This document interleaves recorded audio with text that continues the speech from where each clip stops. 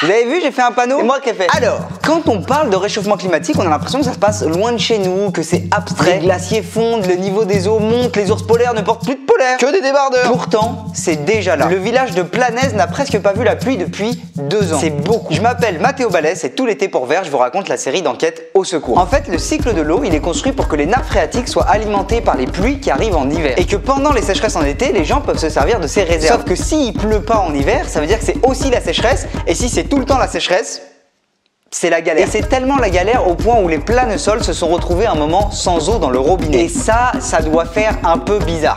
Maman, le tuyau magique il est cassé. Le pire dans tout ça, c'est quand tu sais qu'ils ont des galères d'eau potable, mais que dans nos toilettes en France, on tire la chasse avec de l'eau potable. Ce qui fait que tous les jours, les habitants de Planaise, ils pissent sur le trésor dont ils ont besoin et ils appuient sur un bouton pour que ça disparaisse. Ils voient ça partir au loin comme ça, un diamant brut et leur caca voguant vers l'horizon. Terrible. Terrible. Alors, les solutions, même si elles doivent être prévues à long terme pour que ça ait de l'impact, elles existent aussi à court terme. Donc les habitants se sont mis à remettre au goût du jour des réflexes qu'on avait perdus depuis quelques générations. Comme par exemple, récupérer l'eau de ta douche ou des légumes que tu laves. Quand est-ce que c'est la dernière fois que j'ai fait ça ?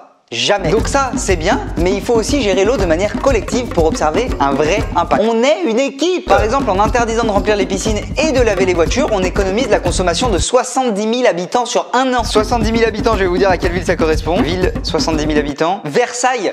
Wow, c'est pas Versailles ici. Alors peut-être qu'on doit réinventer l'utilisation du tuyau magique, mais surtout, est-ce qu'on remettra un jour en question le fait qu'on chie dans une des composantes principales de notre survie, l'eau potable ? Pour découvrir plus d'informations et des solutions plus précises, foncez lire l'article sur vert.eco.